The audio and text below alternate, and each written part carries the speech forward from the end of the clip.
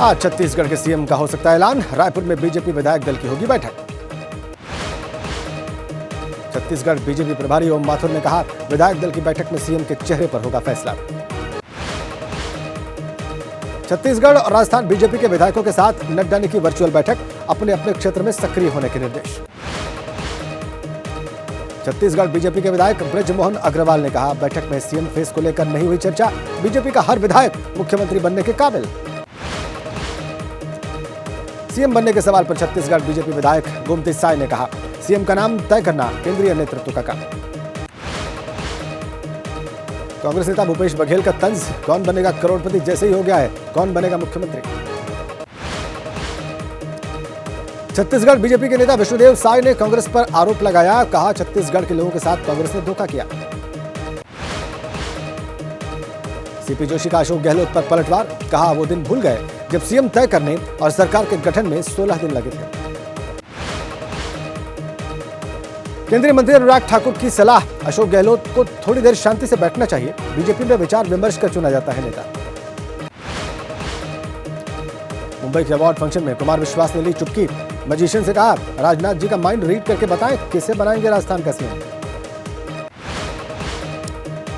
मनोहर लाल खट्टर ने कहा, सोमवार को बीजेपी विधायक दल की बैठक, उम्मीद है सर्वसम्मति से होंगे सभी फैसले। नरेंद्र सिंह तोमर का प्रियंका चतुर्वेदी पर पलटवार, कहा उन्हें चिंता करने का क्या मतलब, मुख्यमंत्री बनाने के लिए बीजेपी को होनी चाहिए चिंता। कांग्रेस पर एमपी के सीएम शिवराज का आरोप, कहा करप्शन और कांग्रेस एक दूसरे के पर्याय।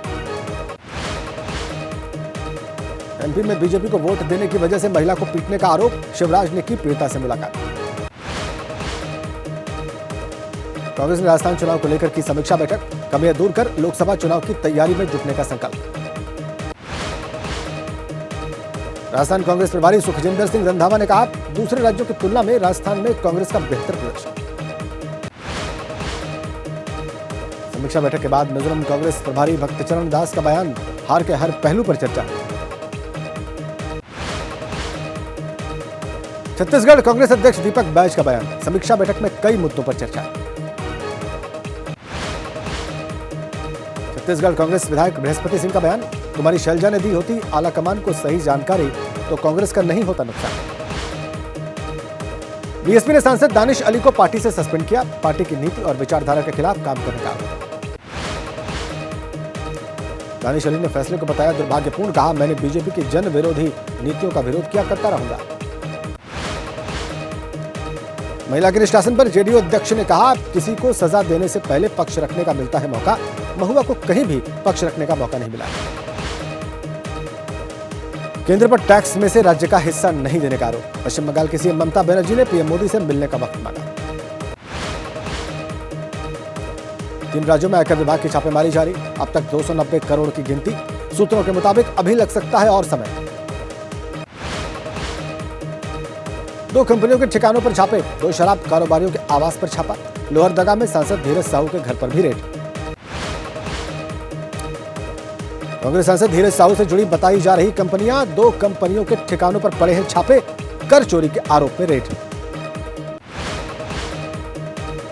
ओडिशा, झारखंड, पश्चिम बंगाल में कई ठिकानों पर छापे, करीब 7 रूम्स को चेक करना अभी बाकी, सूत्रों के मुताबिक नहीं खोले जा सकते हैं 9 लॉकर्स। ओडिशा के बलांगीर में बरामद कैश की काउंटिंग, बैंक अधिकारियों के मुताबिक 176 बैग की गिनती आज पूरी होने की उम्मीद। आयकर विभाग के सूत्रों के हवाले से खबर, कुछ और ठिकानों की मिली जानकारी, बढ़ सकता है छापे और जांच का दायरा। धीरज साहू के ठिकानों से करोड़ों की बरामदगी पर हरकत में आई कांग्रेस, सूत्रों के मुताबिक झारखंड प्रदेश कांग्रेस से मांगी रिपोर्ट। जयराम रमेश ने कहा, धीरज साहू के बिजनेस से कांग्रेस का कोई लेना देना नहीं, साफ करें कि कैसे मिला उनके ठिकानों पर इतना कैश। कांग्रेस सांसद राशिद अलवी ने कहा, क्राइम करने वाला ही दे सकता है जवाब, इसके लिए कांग्रेस जिम्मेदार नहीं। केंद्रीय गृह मंत्री अमित शाह ने कहा, एक सांसद के घर से इतना कैश मिला, वैश्विक भ्रष्टाचार विरोधी दिन पर सौभाग्य से हमने ऐसी तस्वीरें देखी। स्मृति ईरानी ने कहा, पीएम भारत को विकसित बनाने का ले रहे संकल्प, दूसरी तरफ कांग्रेस नेतृत्व भ्रष्टाचार को समर्थन। बीजेपी सांसद निशिकांत दुबे ने की ईडी से भी जांच कराने की मांग, कहा इसमें और भी बड़े राजनेता शामिल, सिर्फ सांसद का नहीं हो सकता पैसा। बिहार बीजेपी के अध्यक्ष सम्राट चौधरी का निशाना, कहा कांग्रेस सांसद के यहां मिला नोटों का पहाड़, कांग्रेस के रोम रोम में है भ्रष्टाचार।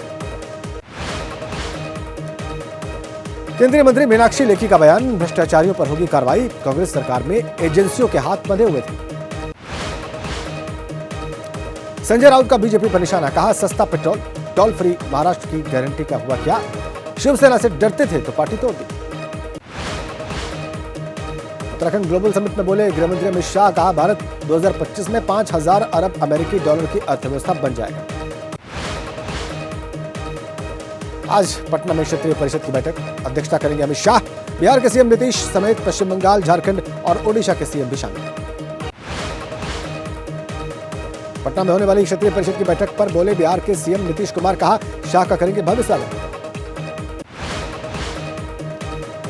प्रधानमंत्री मोदी के संसदीय क्षेत्र में 24 दिसंबर को नीतीश की रैली, वाराणसी से लोकसभा चुनाव लड़ने की अटकलें तेज। यूपी के हाथरस में निजी स्कूल में धार्मिक शब्द बोलने पर टीचर पर फटकार लगाने का आरोप, टीचर के खिलाफ जांच जारी। यूपी के बेसिक शिक्षा मंत्री संदीप सिंह ने कहा धार्मिक प्रकरण स्कूल में न उठे तो ज्यादा अच्छा, जांच के बाद होगी कार्रवाई। रामनंदीय पूजा पद्धति से होगा अयोध्या में भगवान राम की पूजा, रामलला की प्राण प्रतिष्ठा के साथ बदल जाएगी पूजा पद्धति। भूमि विवाद मामले में पूर्ववादी इकबाल अंसारी ने कहा प्राण प्रतिष्ठा समारोह में बुलाया जाता है तो हम भी जाएंगे। एनटी अवार्ड्स में एबीपी नेटवर्क का जलवा, 19 अवार्ड्स पर कब्जा। रोमाना इसार खान को बेस्ट एंकर का अवार्ड, एबीपी न्यूज को मिला कंजावाला केस की बेस्ट लाइव रिपोर्टिंग का अवार्ड।